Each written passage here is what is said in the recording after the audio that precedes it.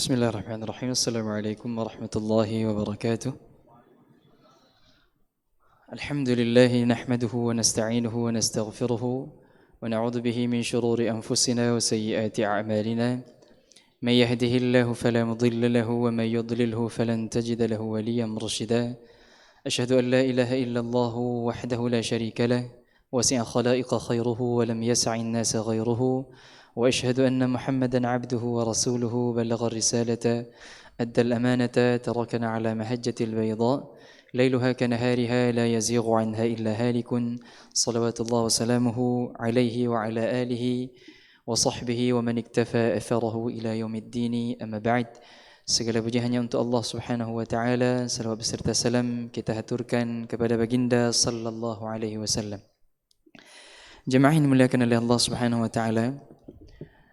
Pada suatu ketika setelah Nabi Muhammad sallallahu alaihi wasallam hijrah ke Madinah, sebagaimana yang kita ketahui bersama bahwa terjadi perang Badar antara kaum muslimin dengan orang-orang musyrik yang ada di Mekah atau yang berasal dari Mekah, yaitu orang-orang Quraisy. Nah, dengan izin Allah Subhanahu wa taala, perang yang terjadi pada bulan Ramadan ini berhasil dimenangkan oleh umat Islam, dan saat itu dengan resmi umat Islam berhasil menancapkan peta kekuatan baru di Jazirah Arab. Yang sebelumnya Nabi Muhammad sallallahu alaihi wasallam dianggap sebagai orang yang paling bersalah di Mekah karena membawa ajaran baru yaitu Islam, dan dengan segala cara kaum musyrikin berusaha untuk membunuh baginda sallallahu alaihi wasallam, baik dengan cara menganiayanya, baik dengan cara menyakitinya, baik dengan cara menghinanya, sampai sebelum hijrah mereka bersepakat untuk membunuh Nabi Muhammad sallallahu alaihi wasallam. Akan tetapi pada Ramadan setelah kepindahan Nabi Muhammad sallallahu alaihi wasallam, setelah hijrah baginda sallallahu alaihi wasallam, Nabi Muhammad sallallahu alaihi wasallam dengan rahmat dan karunia Allah Subhanahu wa taala bersama sekitar 300, dalam riwayat dikatakan 314 orang, berhasil mengalahkan salah satu suku yang paling hebat yang pernah ada di Jazirah Arab, yaitu suku Quraisy, yang notabene memang adalah suku Nabi Muhammad sallallahu alaihi wasallam. Bertambah bencilah Quraisy kepada Nabi Muhammad sallallahu alaihi wasallam, bertambah iri dan dengkilah mereka karena ternyata seorang anak keturunan dari mereka yang dulunya ingin mereka hancurkan, ingin mereka bunuh, ternyata pada hari itu bisa membawa kekuatan baru yang bisa mengalahkan mereka, dan diriwayatkan terbunuh cukup banyak di kalangan musyrikin yang jumlahnya saat itu 1000 orang, dan kemudian ditawan di antara mereka sekitar 70 orang. Jemaah yang dimuliakan oleh Allah Subhanahu wa taala, kebencian mereka kepada Islam, kebencian dan kedengkian mereka semakin bertambah sejak kekalahan itu. Namun ada cerita yang mungkin jarang sekali kita dengar, bahwasanya setelah 3 bulan, kurang lebih 3 bulan setelah kejadian perang Badar, Rasulullah sallallahu alaihi wasallam mengutus salah seorang sahabat. Memang tidak diutus satu orang saja, akan tetapi ada beberapa orang yang diutus oleh Nabi Muhammad sallallahu alaihi wasallam menuju sebuah daerah yang pada saat itu mereka melewati daerah dekat Mekah. Nah, sahabat yang diutus oleh Allah Subhanahu wa taala yang menjadi inti cerita kita pada malam yang berbahagia ini, pada malam yang mulia ini, adalah Khubayb bin Adi. Jadi ketika Nabi Muhammad sallallahu alaihi wasallam mengutus Khubayb, ternyata orang musyrik mengetahui bahawa ada beberapa orang dari kalangan umat Islam yang melintasi daerah tersebut, sehingga mereka melapor kepada orang-orang Quraisy bahawasanya ada beberapa orang pengikut Muhammad yang kemudian melintasi daerah tersebut, sehingga mereka memantau dari jauh, mengawasi dan kemudian mengejar, dan dengan izin Allah Subhanahu wa taala mereka mampu menculik salah seorang dari sahabat Nabi yang bernama Khubayb bin Adi. Jemaah yang dimuliakan oleh Allah Subhanahu wa taala, Khubayb yang diculik kemudian dipukuli rame-rame dan dibawa ke Mekah. Kenapa? Karena dianggap sebagai pengikut Muhammad. Belum lagi kebencian yang betul-betul tertanam dalam diri mereka, karena Nabi berhasil mengalahkan mereka dalam perang Badar, itu membuat mereka semakin membenci baginda sallallahu alaihi wasallam. Akan tetapi jemaah yang dimuliakan oleh Allah Subhanahu wa taala, walaupun mereka memukuli Khubayb, akan tetapi ketika Khubayb dibawa ke Mekah dan mereka bersepakat untuk membunuh Khubayb. Ternyata mereka tidak bisa membunuh Khubayb karena Khubayb ditangkap pada bulan haram, yaitu pada bulan Muharram. Dan jahiliyah, walaupun mereka jahiliyah dan memang i'tiqad mereka itu sudah mengagungkan bulan haram. Asy-syahrul haramu bisy-syahril haram wal hurumatu qisas. Dan mereka tidak bisa melakukan apapun kepada Khubayb di bulan Muharram itu. Bersepakatlah mereka untuk mengurung Khubayb dan menunggu selesainya bulan haram untuk membunuh Khubayb. Karena mereka ingin memberitahu kepada seluruh Arab bahawa beginilah kejadian jika berani macam-macam dengan urung Quraisy. Kemudian mereka kurung Khubayb di sebuah rumah. Mereka beri makanan selayaknya binatang bagi Quraisy, bagi Khubayb. Mereka beri makanan, kadang-kadang makanan yang tidak layak, kadang-kadang tidak mereka beri makanan untuk menyiksa Khubayb dalam rumah itu. Tapi dengan izin Allah Subhanahu wa taala yang mulia, yang maha mulia, ternyata Khubayb bisa melewati segalanya. Bahkan diriwayatkan dalam kitab-kitab sirah, ternyata di dalam rumah tempat dikurung Khubayb ada makanan-makanan yang sebenarnya tidak bisa dibayangkan oleh orang Arab saat itu. Bahkan ketika orang Arab tidak menemukan anggur sedikit pun, di dalam rumah itu ada anggur yang diturunkan oleh Allah Subhanahu wa taala kepada Khubayb yang mulia. Jemaah yang dimuliakan oleh Allah Subhanahu wa taala. Setelah selesai bulan haram, mereka mengambil Khubayb dan kemudian bersepakat untuk membunuhnya. Tapi petinggi-petinggi Quraisy bersepakat untuk tidak membunuh Khubayb secara langsung. Akan tetapi ittafaqu ala ayyuqattiluhu. Mereka bersepakat untuk menyiksa Khubayb dulu, untuk membuat orang-orang takut jika mengikuti Muhammad. Atau minimal bagi mereka yang mengikuti Muhammad, jangan coba-coba untuk mendekati Mekah. Jadi mereka ambil Khubayb dan kemudian mereka letakkan di pohon dan mereka ikat di pohon kurma dengan cara disalib. Jadi disalib. Jemaah yang dimuliakan oleh Allah Subhanahu wa taala. Abu Sufyan yang saat itu memimpin Mekah itu mengatakan kepada Khubayb, "Inna imma an tasba' min dini Muhammad wa imma an tuqtal anta." Kamu keluar dari agama Muhammad, saba'a yasba'u, artinya keluar daripada agama Muhammad. Kalau engkau murtad dari agama Muhammad, maka engkau kami selamatkan. Akan tetapi jika engkau tetap dalam agama itu, maka engkau akan kami bunuh hari ini. Khubayb tetap dalam keadaan memegang agama Allah Subhanahu wa taala. Tetap memegang agama Allah Subhanahu wa taala. Jemaah dimuliakan oleh Allah Subhanahu wa taala. Mulailah mereka menyalib Khubayb di pohon kurma dengan cara disalib. Dan kemudian mulailah mereka menyiksa Khubayb dengan cara tidak membunuhnya terlebih dahulu, tapi bermain-main dengan tubuh Khubayb dan menertawakannya. Caranya sebagian mereka melempar pisau di tangan dan kaki Khubayb. Sebagian mereka dari jauh sambil tertawa menjadikan Khubayb sasaran panah-panah mereka. Jadi mewateka kenang bak jaro, sulam tapi kem hanapah kenang. Sangnya menyeretah lon timbak bapah kenang. Jadi mereka menertawakan Khubayb, padahal saat itu Khubayb sedang merasa kesakitan yang luar biasa karena disiksa. Tapi Abu Sufyan itu ketika melihat Khubayb yang tetap teguh pada pendirian tidak mau keluar dari agama Islam, inna ad-dina 'indallahil Islam, pada keteguhan sunnah baginda sallallahu alaihi wasallam, Khubayb tidak bergeming. Sehingga Abu Sufyan mengatakan seperti ini, qala ya Khubayb, aturidu an yaquma maqamaka Muhammadun? Khubayb, maukah engkau tempatmu sekarang yang disiksa ini diganti oleh Muhammad, untuk menghancurkan mental Khubayb. Jadi untuk menghina Nabi Muhammad sallallahu alaihi wasallam. Kiban seandainya Muhammad pada tempat roh Khubaybnya, kiban. Kemudian Khubayb menjawab dengan jawaban yang cukup luar biasa.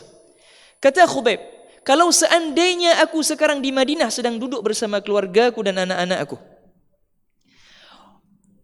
wa Rasul sallallahu alaihi wasallam tashukuhu syauka, dan kaki Nabi Muhammad sallallahu alaihi wasallam ditertusuk dengan sebuah duri, wallahi aku tidak akan ridha dengan duri yang menancap di kaki baginda sallallahu alaihi wasallam. Apakah lagi kemudian kalian meminta tempatku yang penuh rasa sakit dan derita ini untuk kalian suruh ganti dengan Nabi Muhammad sallallahu alaihi wasallam? Jemaah yang dimuliakan oleh Allah Subhanahu wa taala. Abu Sufyan terkejut ketika mendengar jawaban Khubayb dan berkata, tidak ada manusia yang lebih loyal melebihi sahabat Muhammad kepada Muhammad. Dan mereka terus bermain, bahkan dalam riwayat disebut di tempat mereka lempar pedang dan mereka sayat-sayat itu mereka cambuk lagi untuk menambah rasa sakit. Dan tetap saja Khubayb tidak bergeming. Abu Sufyan yang mendengar jawaban Khubayb tadi mengatakan, tamanna ya Khubayb. Hebat sekali Khubayb. Adakah permintaan terakhir sebelum kami bunuh engkau? Kata Khubayb, "Fukka anni asri." Tolong bukakan ikatan ni sebentar. Abu Sufyan berpikir ketika Khubayb menyuruh membuka ikatan, itu Abu Sufyan berpikir bahwa Khubayb ini sudah mulai takut akan mati. Karena diminta, ada permintaan terakhir atau tidak? Kata Khubayb, melanjutkan perkataan tadi agar jangan terjadi kesalahpahaman. Dia fikir-fikir takut. Qala fukka anni asri wa da'ni usalli raka'atain. Tolong buka ikatanku sebentar dan biarkan aku salat 2 rakaat saja. 2 rakaat saja. Abu Sufyan membuka ikatan tersebut karena tahu bahwa Khubayb enggak bisa lari ini. Dengan segala luka yang sudah tersayat-sayat, daging-daging yang sudah mungkin terkopek, dengan tacapan-tacapan panah yang mereka cabut kembali, Khubayb tidak mungkin lari. Sedangkan orang-orang Quraisy bahkan punya kuda-kuda. Jadi kemudian dilepaskan jamaah yang dimuliakan oleh Allah Subhanahu wa taala ikatan tersebut dan mulailah Khubayb salat dengan cara sebisa mungkin dengan segala darah itu. Coba bayangkan jamaah yang dimuliakan oleh Allah Subhanahu wa taala. Bagaimana beliau duduk tahiyat?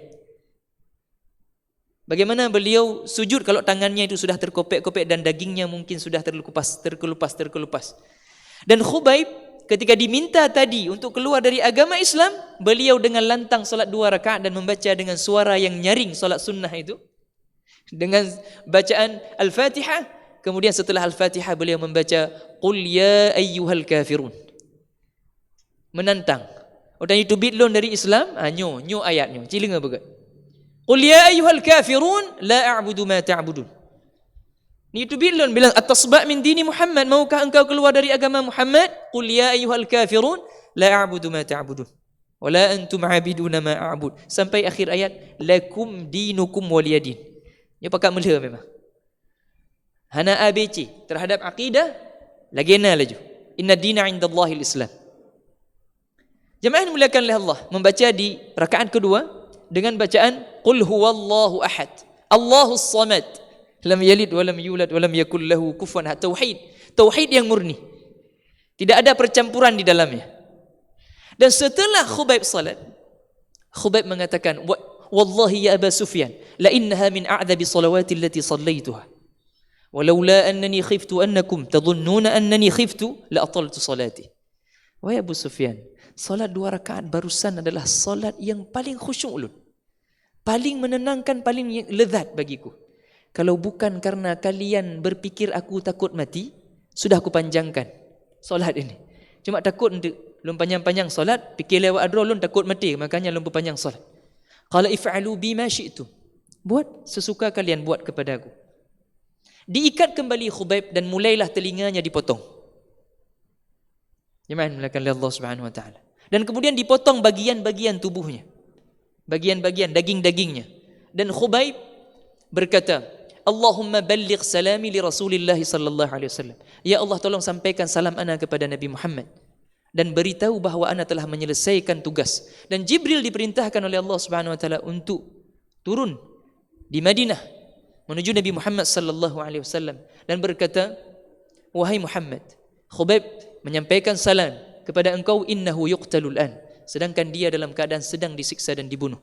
Nabi Muhammad sallallahu alaihi wasallam menyuruh sahabat Miqdad bin Aswad dan satu orang lagi untuk mengambil jasad karena diberitahu oleh Allah Subhanahu wa taala di mana tempatnya melalui Jibril. Dan ternyata jemaah yang dimuliakan oleh Allah, ketika Khubayb itu disiksa, beliau lebih memilih untuk berdoa kepada Allah agar disampaikan bahawa tugas Nabi kalilun bersempurna. Itu maknanya mengikuti Nabi. Qul in kuntum tuhibbunallaha fattabi'uni. Bukan cinta kepada Nabi dengan cara-cara yang tidak boleh dicintai Nabi Muhammad sallallahu alaihi wasallam, tapi dengan mengikuti Nabi Muhammad sallallahu alaihi wasallam, mengikuti sunnah baginda sallallahu alaihi wasallam. Jemaah yang dimuliakan oleh Allah, berdoalah Khubayb sebelum beliau pulang ke hadirat Allah. Allahumma hsihim adada waqtulhum badada wa la tughadir minhum ahada.